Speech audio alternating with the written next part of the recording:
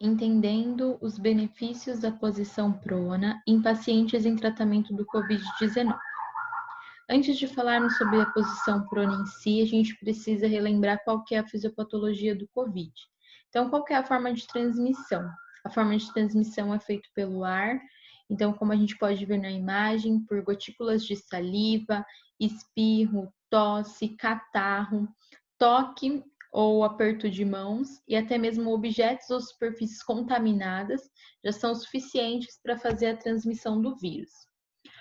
O primeiro contato do vírus com o nosso organismo é através das nossas mucosas, então através de olhos, boca e nariz, tendo o primeiro contato na nossa via aérea superior, conforme a imagem aqui demonstrada, trazendo sintomas de perda de olfato e perda de paladar.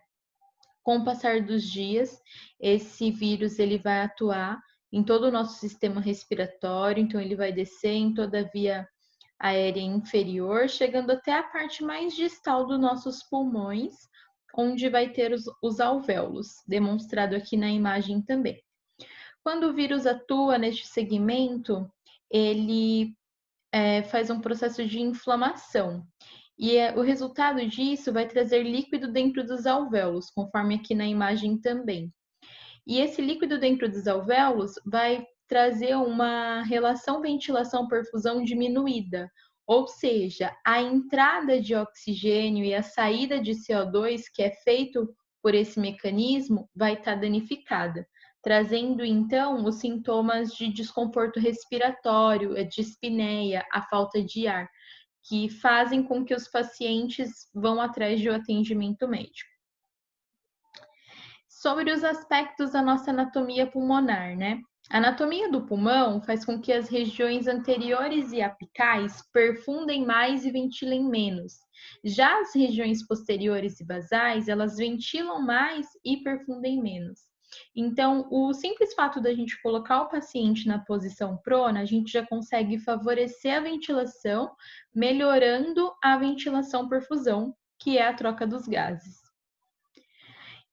O efeito principal da posição prona, então, é a melhora da oxigenação. Isso acontece através de mecanismos isolados e associados e terá como resultado a diminuição dos fatores que contribuem às atelectasias, ou seja, os colabamentos dos alvéolos, a redistribuição da ventilação alveolar e a redistribuição da perfusão. A posição prona distribui a pressão transpulmonar de uma forma mais homogênea, quando comparada à posição supina. E a gente vai entender isso nos próximos slides. Quais são, então, os fatores que influenciam para essa melhor redistribuição? Então, o peso pulmonar é um deles. Quando o paciente está nesse processo de líquido dentro dos alvéolos, que a gente fala que é um processo pneumônico, então uma pneumonia instalada, a gente vai ter edema pulmonar, e isso associado à ação da gravidade, aumenta os colapsos nas regiões dependentes. E na posição supina, ou seja, de barriga para cima, a região dorsal ela é a que é mais colapsada. Então, quando a gente coloca esse paciente na posição prona, a gente consegue redistribuir melhor esse líquido dentro dos alvéolos, tirar um pouco dessa ação da gravidade, melhorando a ventilação. Um outro fator é a alteração da mobilidade diafragmática, ou seja, o paciente na posição supina, o movimento do diafragma é uniforme, então ele tem uma contratibilidade de igual para igual. Já na posição prona, a gente tem uma melhor movimentação da região dorsal, e isso acontece porque a compressão dos órgãos abdominais se torna menor. E se a gente conseguir associar esse fator com o que a gente já falou, que é a região posterior e basal ventila mais, a gente consegue favorecer muito a ventilação desse paciente. Um outro fator é o desvio cefálico do conteúdo abdominal.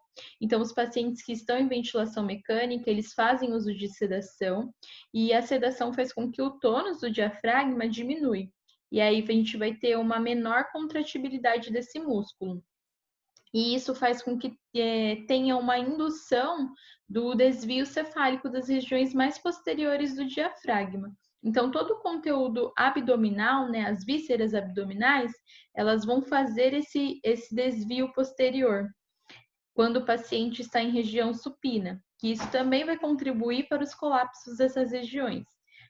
Colocando o paciente, então, na posição prona, a gente consegue diminuir esse efeito desse desvio, melhorando a ventilação do paciente. E por último, uma forma mais prática e mais clara de a gente enxergar os benefícios é a configuração da caixa torácica. Ela influencia a pressão transpulmonar das diferentes regiões. Então, quando o paciente está na posição supina, a gente tem o formato da caixa torácica triangular. E quando a gente coloca o paciente na posição prona, a gente tem um formato mais retangular. E aí, só de a gente observar essas duas imagens, triangular e retangular, a gente já consegue entender que na forma retangular a gente vai ter mais espaço e mais áreas que serão ventiladas. A gente traz como conclusão que a posição prona é uma técnica que vem sendo utilizada em pacientes com Covid, conforme a gente vê até mesmo nos noticiários. Conforme o que foi falado, ela é uma técnica efetiva, ela reduz até mesmo a duração da ventilação mecânica e diminuindo o tempo da ventilação mecânica, diminui até mesmo a taxa de mortalidade. Essa técnica, ela tem sido orientada até mesmo aos pacientes que estão em isolamento com desconforto respiratório. Então, aqueles pacientes que estão com positivo de COVID, com desconforto respiratório, que estão em isolamento, que não tem prescrição para estar internado, eles estão sendo orientados até mesmo em suas casas fazer o uso da pronação. Esse trabalho foi feito pelo grupo de fisioterapia do estágio de RESP, da Universidade Paulista Unip, Jundiaí. Abaixo estão os nomes de todos os integrantes. Obrigada.